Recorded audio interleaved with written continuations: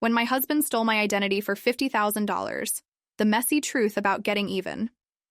The call came at 7:43 a.m. on a Tuesday while I was rushing to get ready for work. Unknown number, which I almost ignored, but my anxiety brain made me answer. What? If something happened to Mom? The woman's voice was professional but cold.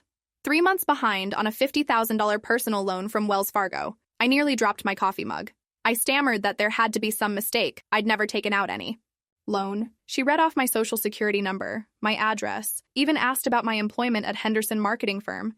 Everything matched. My hands started shaking as she explained the loan was approved 6 months ago. 6 months ago, David and I were planning our anniversary dinner at that Italian place downtown, arguing about whether to splurge on the wine pairing. I was completely clueless that my husband was apparently stealing my identity for $50,000.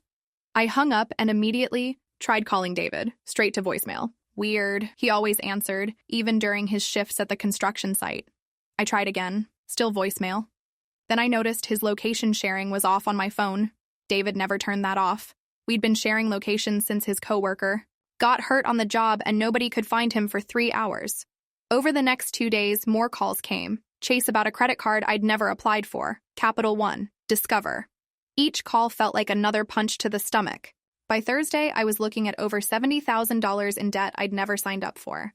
That's when I found it. A note tucked inside David's sock drawer while I was doing laundry. His handwriting, messy and rushed. He was sorry, but he'd fallen in love with someone else and needed to start over. He'd taken what he needed for a new beginning. Don't try to contact him. He'd blocked my number and would handle divorce through lawyers.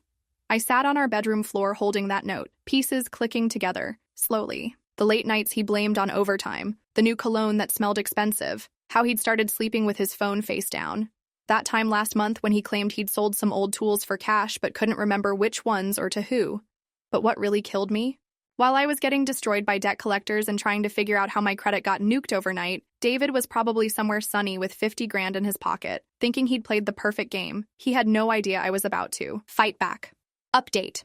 Thank you everyone for the support. Some asked why I didn't call police immediately. Honestly, I was in shock and didn't know where to start. We'll explain what I did next. The next morning, I called in sick to work and drove to Wells Fargo with every piece of ID I owned. The loan officer, Patricia, seemed genuinely sorry when I explained what happened. She pulled up the application, and we compared signatures. Even I could see the differences. David had tried to copy my handwriting, but he'd made my signature too careful. I normally scribble like a doctor having a seizure. Plus, he got my middle initial wrong, writing M instead of N. Patricia printed everything, the application, signatures, even the IP address where it was submitted. The loan application came from our home computer at 2:17 a.m. on a Wednesday in March. I remembered that night because I'd gone to bed early with a migraine, and David said he was staying up to finish some Netflix series. The money went to a joint checking account at a different bank, one I'd never heard of. When we called that bank, they told us the account was closed last week, the same day David disappeared. All $50,000 had been withdrawn in cash over several weeks. But here's where it got really bad. This wasn't David's only trick. Using Patricia's help, I started calling other banks. Discover had approved him for a $12,000 credit card in my name. Chase gave him $8,000. Capital One, another $6,000. He'd been systematically destroying my credit for months while I slept. The worst part was finding his search history on our shared iPad. He'd researched everything: how to forge signatures, identity theft penalties, even Reddit threads about people who'd gotten away with financial fraud. He'd planned this for months while kissing me goodbye every morning and asking what I wanted for dinner. Then I found her. Jessica Morrison, 26, also works in construction. Her Instagram wasn't private, and suddenly everything made sense. Photos from restaurants I'd never been to, always in the next town over. A picture from inside David's truck. I recognized that stupid pine tree air freshener. Most damning was a photo from 2 weeks ago. Her hand wearing a diamond ring captioned, "New chapter with my forever person." While I was clipping coupons and budgeting groceries, David was financing his affair with my stolen identity. Everyone thinks getting justice is like in the movies. You call the cops, present evidence, and boom, the bad guy gets arrested. Reality is messier, more frustrating, and way more exhausting than that. I started by gathering every document I could find. Bank statements, loan applications, screenshots of Jessica's Instagram. I turned our dining room into a disaster zone of paperwork. My sister Amy came over and found me crying over a pile of credit reports at 2 a.m., convinced I'd never figure this out. The police were my first disappointment. Detective Martinez at the local station was nice enough, but he explained that financial Crimes take months to investigate. They needed more evidence, clearer proof of intent, documentation from multiple sources. He gave me a case number and said they'd look into it. I left feeling like nothing would happen. The banks were even worse. Each one wanted different forms, different proof, different waiting periods. Wells Fargo started an investigation but said it could take 60-90 days. Chase wanted a notarized affidavit. Capital One needed police reports that weren't ready yet. I spent entire days on hold getting transferred between departments, explaining the same story over and over. Meanwhile, the debt collectors kept calling. They didn't care about my investigation or that the debt was fraudulent. They wanted their money now. I started having panic attacks every time my phone rang. 3 weeks in, I hired a private investigator named Marcus Chen, which cost me $800 I couldn't really afford. But Marcus found David within a week. He and Jessica had rented a condo in San Diego, paying 6 months upfront in cash. David's Facebook was deactivated, but Jessica was still posting stories from expensive restaurants and beach trips. That's when I made my first real mistake. I was so angry seeing those photos that I called Jessica directly. She hung up immediately, and within an hour, David's spending pattern changed. Marcus reported they'd stopped using credit cards and were paying cash only. They knew I was onto them. Detective Martinez finally called back with good news. They'd issued a warrant for David's arrest based on the evidence I'd provided, but he warned me that California extradition could take weeks, and David might post bail and disappear again.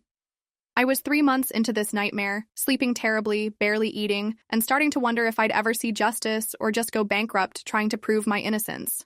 Update. The legal process was so much slower and more frustrating than I expected.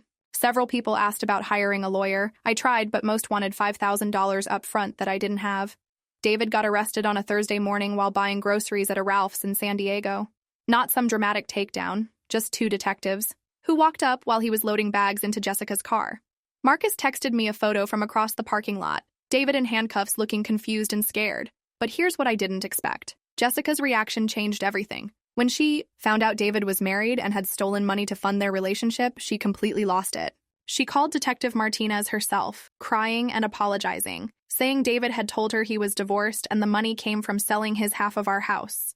Jessica drove straight to the police station with boxes of evidence. Receipts from their trips, text messages where David bragged about his clever business plan, even recordings on her phone where he'd admitted to forging documents. She'd been recording conversations because she thought he was being secretive about his finances. Turns out she was gathering evidence against him without knowing it. The bank investigation started moving faster after David's arrest. Wells Fargo's fraud team confirmed the signature forgery and immediately removed the debt from my credit report. But getting actual compensation was still a battle. They offered $1,000 for my inconvenience, which felt insulting after months of hell. David's court-appointed lawyer pushed for a plea deal, which honestly relieved me. I couldn't afford to miss more work for a trial, and the stress was killing me. He pled guilty to identity theft and fraud charges, got 18 months in county jail plus restitution of $63,000, not the full amount because some money was never recovered. The credit card companies were hit or miss. Chase cleared my debt but offered no compensation. Capital One sent me $500 and a letter apologizing for their security oversight. Discover fought me for 8 more months before finally admitting their approval process had failed. 2 years later, my credit score is back to decent, but not great. I'm still dealing with random collections calls from companies that bought pieces of the debt before it was officially cleared. Some bills I'm just stuck with. Apparently, there's a statute of limitations on how long banks will investigate fraud claims. David served 14 months and got out last spring. He's living with his parents now, working part-time at a hardware store, and probably will be paying me $200 a month for the next 15 years to cover restitution. I've gotten 3 payments so far. Jessica sent me a Facebook message 6 months ago apologizing again and thanking me for not including her in the charges. She's dating someone new now, a teacher who hopefully doesn't steal identities to impress women. As for me, I'm renting a small apartment and slowly rebuilding. The experience taught me to check my credit report monthly and never fully trust anyone with my financial information again. I still get anxious when unknown numbers call, and I probably always will. People ask if I feel like I got justice, and honestly, it's complicated. David's life got ruined, but so did mine. I spent 2 years fighting to prove my innocence, thousands, on legal fees and private investigators, and dealt with stress that probably took years off my life. Sometimes winning doesn't feel like winning, it just feels like surviving, but I did survive. And David learned that stealing from someone doesn't just hurt them financially, it shows exactly who you really are. Some lessons cost $50,000 to learn, I guess. Update. Thanks for all the messages. Writing this out was harder than I expected, brought back a lot of stress I thought I'd moved past. For those asking if I'd do anything differently, maybe hire a lawyer sooner, even if I had to go into debt for it. Would you have handled this the same way?